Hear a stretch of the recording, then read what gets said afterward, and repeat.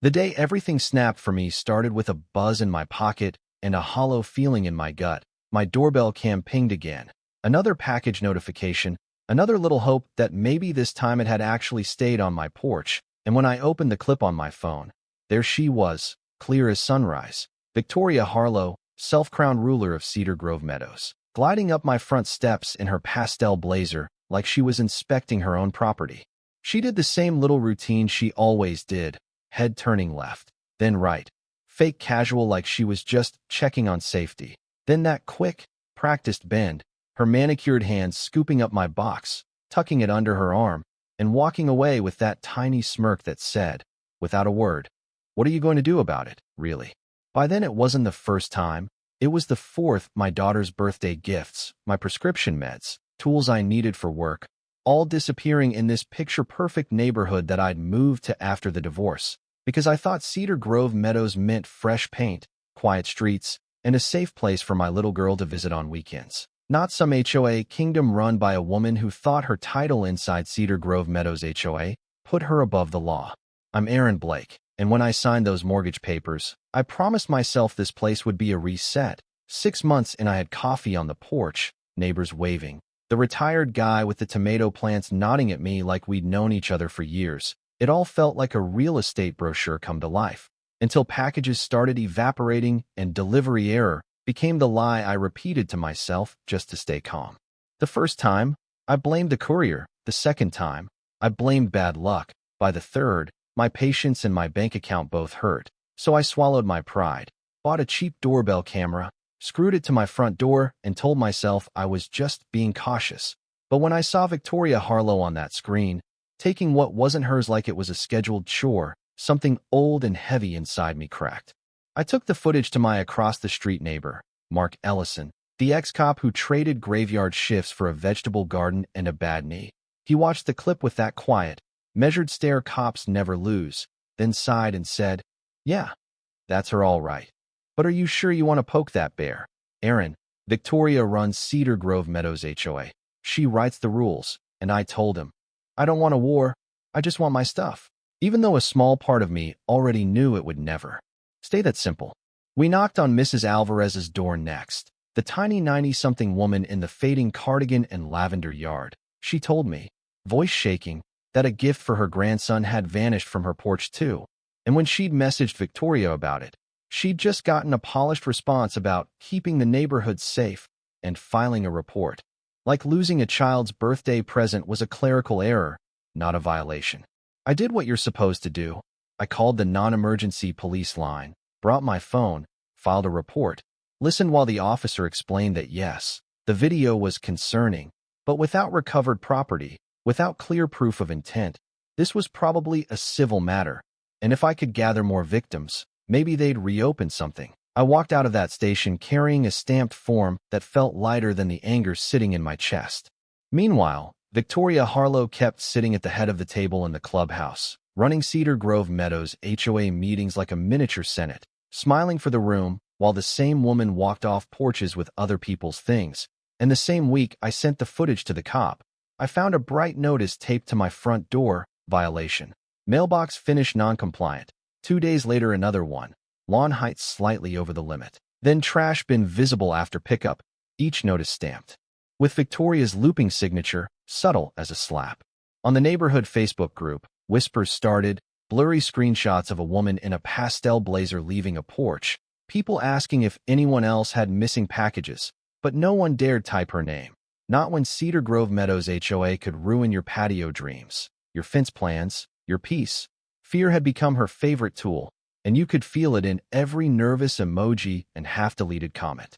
So I did the one thing I could control. I became methodical. I logged every delivery, every timestamp, every missing box. I replayed my own camera footage until I could predict what Victoria would do before she did it. Late morning, 10 to 11, when people were at work or running errands, her white SUV sliding from driveway to driveway like a patrol car in a kingdom only she understood. And when the police told me again they couldn't prove intent, when I saw Victoria chatting and laughing with them on her perfect porch after they'd had a word, watched them drive away while she smirked at me from her window, that was the moment something shifted from please help me define I'll handle it myself. She thought her power was permanent, that her title made her untouchable. She was about to find out what happens when you keep stealing from a man who builds things for a living, including his own justice. For a while after that little police visit, Victoria changed tactics. She buried me in petty violations, bright yellow papers pinned to my door like trophies, non-approved hose visible, planter not within aesthetic guidelines.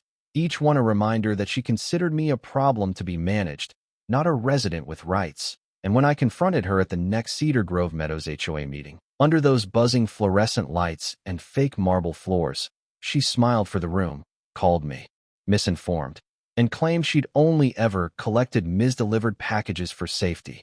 When I set my phone on the table and said, "You were on my porch, taking my box," she didn't even flinch, just said I'd misinterpreted what I saw and threatened to call me harassing if I spread false accusations. You could see the board members around her shrinking in their chairs, knowing the truth, scared of the consequences, the kind of fear that lets bullies grow roots. That night, I sat in my dark living room, scrolling forums instead of sleeping, reading about glitter bombs and porch pirate pranks, watching engineers wire motion sensors to confetti cannons and stink sprays. Funny, sure, but too temporary. Glitter washes off, smell fades, fear wears off. I wanted something poetic, something that would cling the way her arrogance clung to this place. That's when I stumbled across articles about security die packs, the kind banks hide in stacks of bills, little devices that explode when moved, blasting robbers with bright, nearly unremovable dye, marking them for days, sometimes weeks, a walking confession they can't scrub away. The idea hit me so hard I actually laughed, sitting alone in my kitchen at midnight, realizing I knew exactly who to call. My old college roommate, Elliot Park, now a security systems engineer, the same guy who once built a paint balloon tripwire for our dorm as an experiment, answered my call with a laugh. "Aaron Blake, I thought you were dead or painfully married." And when I told him, divorced, living in Cedar Grove Meadows, being robbed by an HOA president, he went quiet, then just said, "Okay, that's new." I laid it out, the thefts, the footage, the useless reports, the retaliation, then told him what I wanted. Not bank rate. I know you can't send me that, but teach me a homemade die pack, something non-lethal that sticks. And for 2 hours he walked me through it. What to order online, how to mix UV-reactive pigment with a binding agent that clings to skin and hair, how to build a simple spring-loaded trigger inside a decoy package, how not to blow my own face off in the process. That weekend my garage turned into my own low-budget lab. The first test went wrong. Of course, the pack popped early, showering my arm and the concrete in violent purple. The stain on my skin lasted days. I wore long sleeves to work and told my daughter on FaceTime that I'd lost a fight with a marker. But inside, I was thrilled. It meant the chemistry worked. By Sunday night, after a few more careful iterations, I had something that felt like art, a neat cardboard box labeled with a fake spa brand. Inside it a compact die device, rigged so the explosion would trigger only when the lid opened fully. I added tiny adhesive beads into the mixture so the pigment would cling like gilt, packed a tiny camera in the vent of the box just in case, then sat it on a tarp, pulled the mechanism once more, and watched a plume of purple and yellow coat my garage door, laughing like a crazy person as I realized, this is going to work.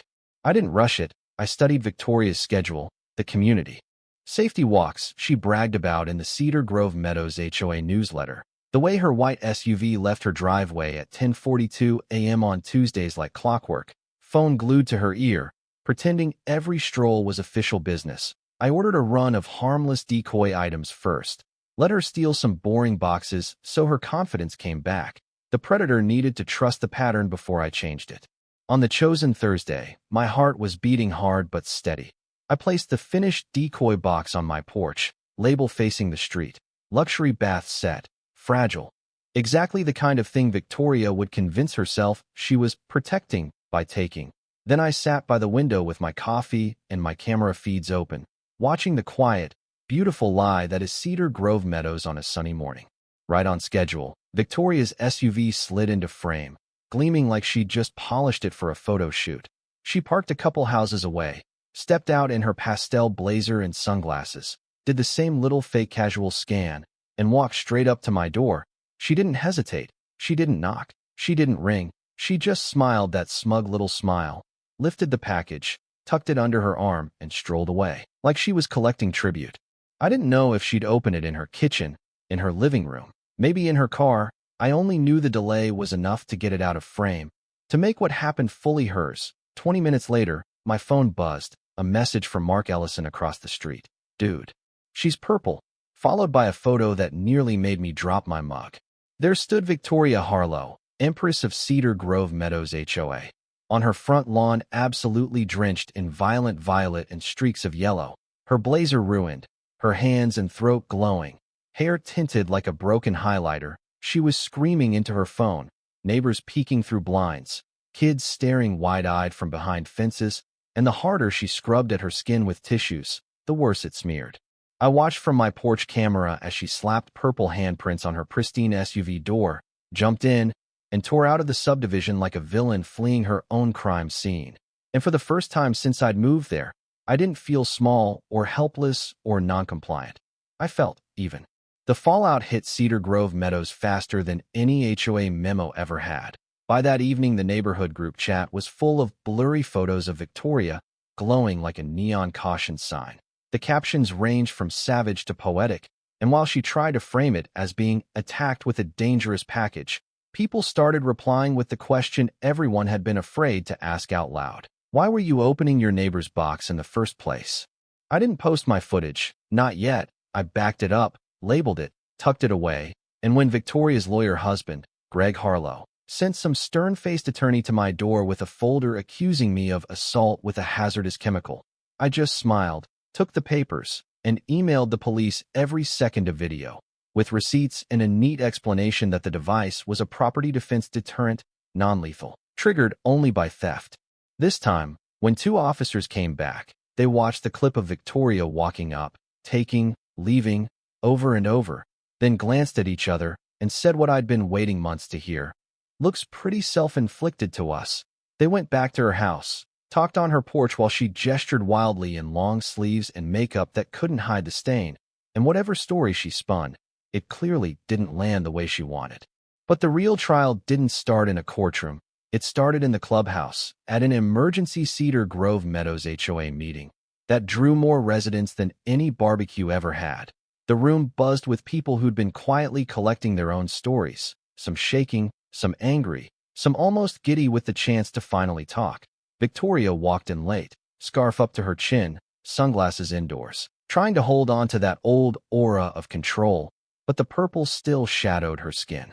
The interim chair, Helen Marsh, cleared her throat and said calmly they were there to address serious concerns about the former president of Cedar Grove Meadows HOA. And you could feel the word former ripple through the crowd like electricity. Victoria tried to monologue about a coordinated attack and one childish prank. She tried to cast herself as the victim. But then Mark Ellison stood and read off dates and missing packages. Then Mrs. Alvarez rose slowly, clutching a little folder with receipts for the doll her granddaughter never received, and in a trembling voice she said, "You took from me, too." And suddenly it was like a dam broke. One by one people stood up, a young couple, a guy who'd lost medication, an older man whose tools had vanished, each voice another crack in Victoria's carefully polished image. Then came the twist even I didn't see coming. The treasurer, Darren Cole, holding a stack of audit papers, explaining in a tight voice that there were tens of thousands of dollars missing from Cedar Grove Meadows HOA accounts, checks written to cash, fake vendors, one of the addresses matching Victoria's own house. The room went silent in that heavy, dangerous way that means belief has finally shifted. When Helen Marsh called for a vote to remove Victoria permanently and refer the financial mess to the county, nearly every hand in the room went up, some hesitant, most not. Even one of her old allies lifted theirs. Unable to keep pretending, Victoria hissed that we'd regret this, but her crown was gone. The purple on her skin just made the metaphor literal. The local news had a field day. The purple HOA president's story spread beyond Cedar Grove. Clips from meetings and group chats got picked up online. Memes of Victoria's stained face sitting under headlines about embezzlement and mail theft went everywhere. When charges finally came, mail theft, misuse of HOA funds, fraud. It felt less like a surprise and more like gravity finishing its work. I went to the hearing, sat in the back as Judge Whitman read out the charges, and told Victoria calmly that what she'd done wasn't order or community care. It was abuse of power, that she'd turned a system meant to protect into a weapon that made people fear their own neighborhood. She took a plea deal, probation, restitution, community service, but the real sentence was public, her name and her stain tied together in every article. A week later, a for sale sign went up in front of the Harlow house. Then a moving truck. I watched from my porch as Victoria stood there in plain clothes, smaller somehow, hair darker, sunglasses on, and for one moment our eyes met across the street. There was no gloating on my side, no screaming on hers, just two people staring across the wreckage of what she'd built. She got in her car, faint violet still clinging around the handle, and drove out of Cedar Grove Meadows for the last time. Life didn't magically turn into a movie ending after that, but it softened. Mrs. Alvarez became the new president of Cedar Grove Meadows HOA. Gentle but firm, first order of business was installing secure package lockers and scrapping half the ridiculous aesthetic fines. Mark Ellison took on community safety coordinator, which mostly meant organizing block parties and making sure no one abused that title ever again.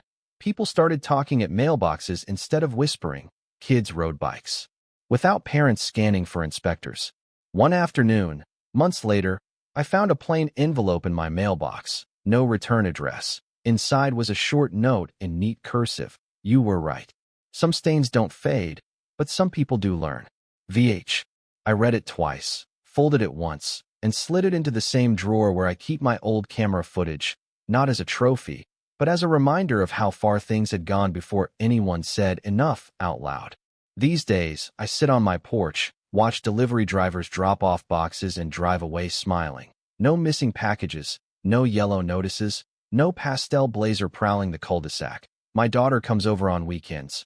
We laugh about the Purple Lady story, and sometimes a driver will wave and joke. You're that guy from Cedar Grove Meadows, right? The one porch pirates hate. And I'll just shrug and say, I just wanted my mail. Because in the end, this wasn't just about die packs and an HOA tyrant. It was about a neighborhood remembering that fear only wins when everyone stays quiet, that titles don't put you above the people you serve, and that sometimes justice doesn't wear a badge or a robe. Sometimes it shows up in the form of a box on a porch in a color you can't wash off. I got my piece back, Cedar Grove Meadows got its soul back, and Victoria Harlow got marked, in every sense of the word. That's closure for me. But now I want to ask you, honestly, if you were in my shoes, pushed, dismissed, stolen from, and laughed at, would you have built that trap, or do you think I went too far? Where's the line between defending what's yours and becoming the villain in someone else's story? And when the system looks the other way, what does real justice look like to you?